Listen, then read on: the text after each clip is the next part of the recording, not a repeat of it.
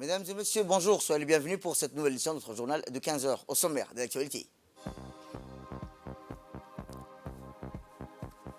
À la une dans l'actualité nationale, remise des diplômes pour les mémorisateurs de 5 ans qui s'est tenue au complexe Al-Rahma. Et enfin dans l'actualité internationale, régionale, au Kenya, le baobab représente un espoir pour l'économie. C'était les titres. Merci si vous nous rejoignez. Eh bien, dans le cadre de l'examen du projet du LFI 2023, la commission des finances de l'économie générale et du plan a clôturé aujourd'hui ses travaux en auditionnant M. Ismail Ibrahim Roble, ministre du budget, M. Saïd Nour Hassan, ministre de l'Intérieur, et Dr Ahmed Roble Abdile, ministre de la Santé, ainsi que M. Qassim Haroum Ali, ministre délégué chargé de la décentralisation, et M. Mohamed Warsam Dirié, ministre du Commerce et du Tourisme. Cette assise qui a vu la présence des parlementaires, membre a été présidé par l'honorable Shalmak Moussa Aré, président de la commission. Lors de la réunion, les parlementaires ont largement débattu avec les membres du gouvernement sur le projet de l'EFI 2023, ainsi des interrogations sur des ressources et des dépenses évoquées au département ministériel. Autre actualité dans ce 15 heures, je vous le dis dans le titre, dans le cadre des ripostes contre la flambée des fièvres, la CAM a déployé un vaste réseau de distribution afin de disponibiliser en permanence les médicaments et les consommables dans toutes les structures de santé du pays. En effet, en raison des flux grandissants dans les centres et l'augmentation de la demande en soins dans les urgences, la CAM a donc triplé le nombre de ses rotations d'approvisionnement de manière à permettre une disponibilité permanente des entrants et des consommables en tout temps et en tout lieu.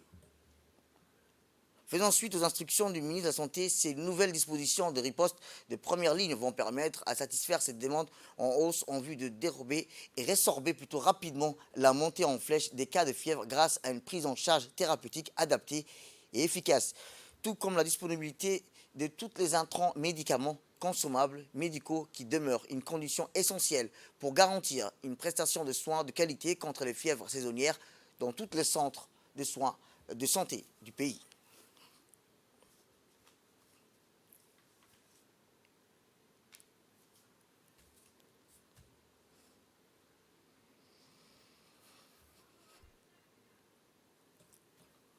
Eh bien, je vous le dis dans le titre, en étroite collaboration avec le ministère des Affaires islamiques et des biens Waqf, le complexe Al-Rahma, affilié à l'ONG Al-Rahma de l'État du Koweït, a organisé ce matin une cérémonie dédiée à la remise des diplômes des 60 jeunes des mémorisateurs du Saint-Coran.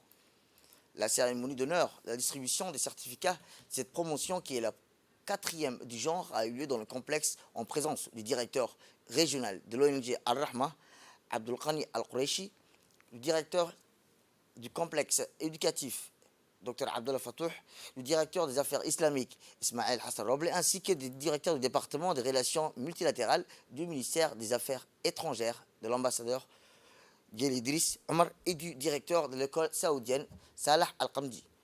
Au début de l'événement, les participants ont écouté des merveilleux exemples des récitations du livre d'Allah en présentant par un groupe de mémorisateurs du Saint-Coran. Il a noté que le bureau régional ONG Al-Rahma supervise 10 centres de mémorisation du Saint-Coran répartis à Djibouti, la capitale, et les régions de l'intérieur avec environ 1000 étudiants. Le directeur complexe éducatif, Dr Abdullah Fatouh, a prononcé un discours lors de la cérémonie dans lequel il a passé en revue les efforts inlassables de l'ONG Al-Rahma, représenté par son bureau à Djibouti, concernant le service du livre Allah le Tout-Puissant. Remerciant et appréciant le distingué donateur, l'État frère du Koweït. Il a souligné que le nombre d'étudiants diplômés des centres de mémorisation du Saint-Coran de l'organisation a depuis 2001 atteint environ 320 étudiants. Enfin, Dr Abdullah a profité de cette occasion pour exprimer sa gratitude au ministère des Affaires islamiques pour son soutien aux programmes et aux activités du complexe à Djibouti. À son tour, le directeur des Affaires islamiques au ministère des Affaires islamiques des biens Waqf, M. Ismail Hassan Roble, a félicité la 4e promotion des jeunes qui ont mémorisé le livre, en soulignant en même temps le rôle concret joué par l'ONG Al-Rahma dans la préparation et la qualification des mémorisateurs du Saint-Coran. Il a également souligné la grande attention portée par le ministère sous la direction du Moumin Hassan Barre concernant le service du Saint-Coran. Le directeur des affaires islamiques a passé en revue les différents concours organisés par le ministère, tels que le concours national et le concours régional organisé chaque année au mois du Ramadan.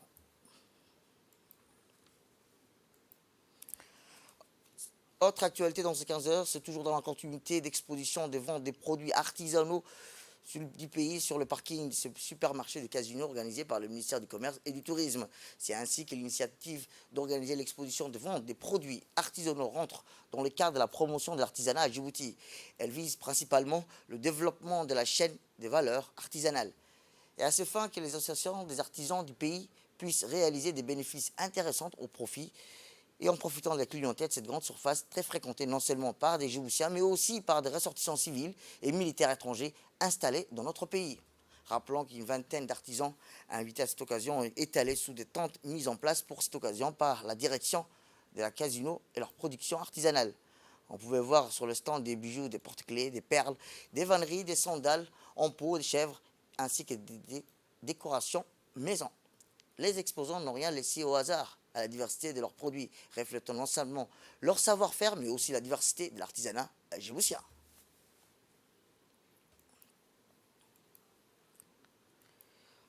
Dans le cadre du programme Djibouti Zéro Déchet, la mairie poursuit son opération visant à débarrasser le domaine public des véhicules abandonnés. Ces opérations d'enlèvement des véhicules abandonnés sur les voies publiques, qui se poursuivent de façon permanente, ces derniers jours visent à rendre la capitale plus propre. C'est ainsi que le phénomène des garages à ciel ouvert, qui ne cesse de prendre de l'ampleur, affecte lui aussi la propreté de la ville. C'est ainsi que le maire de la ville de Djibouti, Siri Daoud, et ses équipes, ainsi que ses partenaires, sillonnent la commune de Boulaous. Ils sont rendus tôt ce matin dans la commune de Boulaous, au garage installé anarchiquement situé derrière la cité de Walé. Toutes les épaves des voitures abandonnées ont été débarrassées. Ces derniers rétrécissent la voie publique et perturbent également la circulation et les déchets ont une seule unique destination, la bague aux ordures.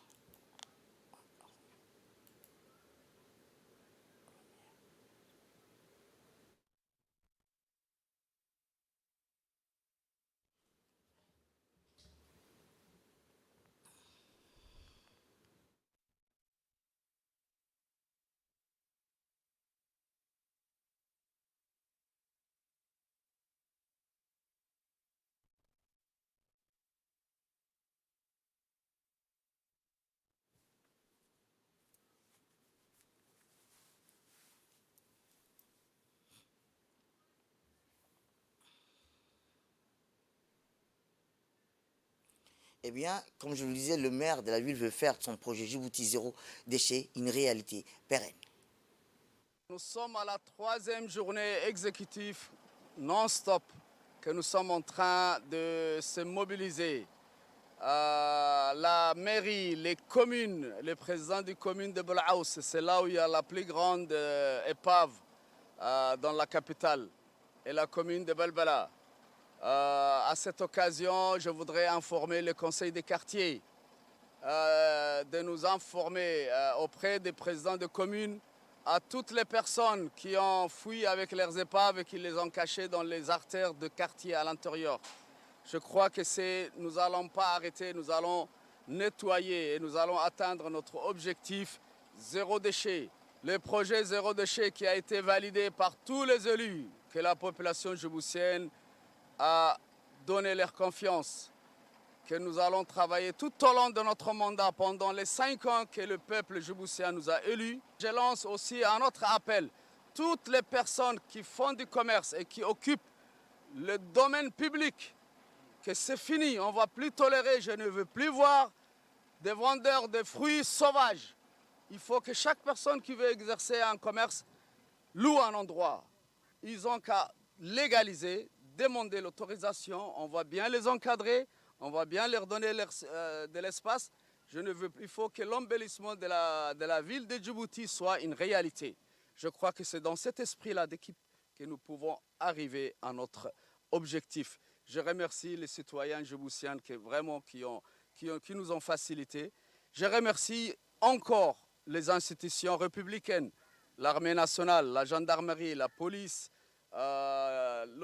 l'OVD, les gardes-côtes et les sociétés privées telles que Savon Ries, MTI, je crois Hodan Construction. Je crois que vraiment, et je lance un autre appel aussi aux autres sociétés privées djiboutiennes de participer à l'embellissement de leur belle ville. Et dans l'actualité internationale, je vous dis dans le titre, au Kenya, les vieux baobabs sont confrontés à de nouvelles menaces. En plus des changements climatiques, certains sont désormais déracinés et exportés. La grande majorité des plus de vieux baobabs d'Afrique se meurent depuis une dizaine d'années. C'est là les scientifiques qui évoquent le dérèglement climatique comme possible cause de cette disparition d'une ampleur sans précédent. Cet arbre gigantesque est autrefois important sur le plan culturel en tant que lieu de culte. Un certain nombre d'agriculteurs disent de ne pas voir les avantages économiques du baobab. Partout en Afrique, les différentes parties du baobab, racines, troncs écorcés, feuilles, pulpes, graines sont exploitées à des fins thérapeutiques nutritionnelles dans les pharmacopées traditionnelles africaines.